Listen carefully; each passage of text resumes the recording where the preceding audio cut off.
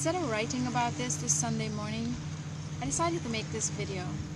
This is a story about Yolanda Gonzalez, a 27-year-old Guyanese female who was killed brutally in New York, right here in the United States. And this just goes to show you, look at the headline on this article. This guy says, "I felt like it was hard time to die." Imagine that. Imagine that. And every second that I sit here speaking in this video to you, a woman's being beaten and killed in some part of the world. But Yolanda is a Guyanese sister of ours, and we need to find a way to put better systems in place to protect our women.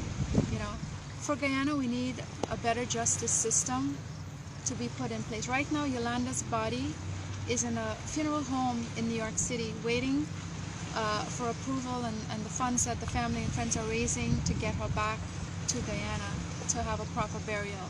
And at the same time, this guy, Miguel Picardo, is going to be going into court before a group of peers of grand jurors that are going to decide how much of time he gets. He's actually 24 years old. And guess what?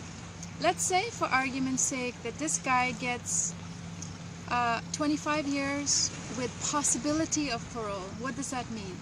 That means that at the age of 49, and he gets paroled, if he gets paroled, that he will be out, you know, based on this.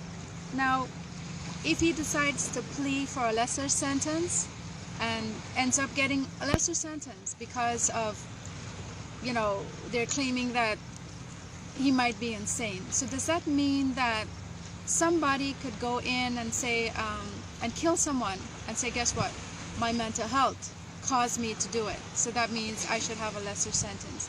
And you know, one of the things that troubled me about this article is that he basically said he looked into her soul as he killed her. He looked into her soul. I'm sorry, I feel like cursing right now, but who the heck does he think he is? Is he God? He gets to decide or choose whether this young lady lived or died? You know, I have a serious problem with this, you know, and it's as if he was blinded by the light that was showing within her.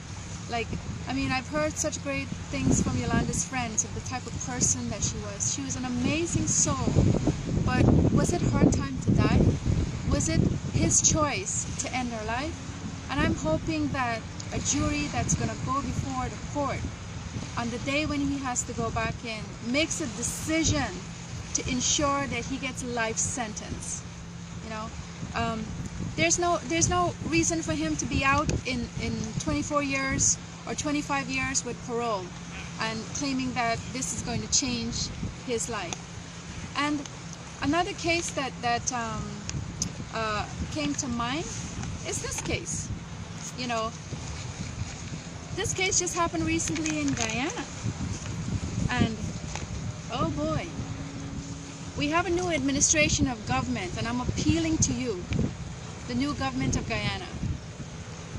This is a young man that beat his wife, and the part that troubles me in this article is that it said that they can't arrest him or hold him for the night because he is a lieutenant in the Guyana Defense Force. Should I repeat that?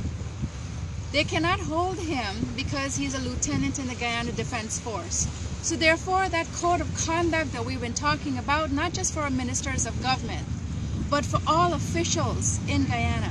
So does that mean that code of conduct is going to give this lieutenant a right to beat his wife and to possibly, he could have killed her? I'm having a serious problem with this, guys. I don't know about the rest of you, but what are we going to do about it? If our voices cannot be united, we're going to continue to have this, whether we have a regular person doing this or a person in political office or in government, and we have to make a stop to this. So I'm calling on all our government officials that they need to ensure that this guy in the Guyana Defense Force is locked up, and he's got to be punished just like anybody else. He is no exception. His wife needs justice, and we need to find a way to ensure justice comes to all our women.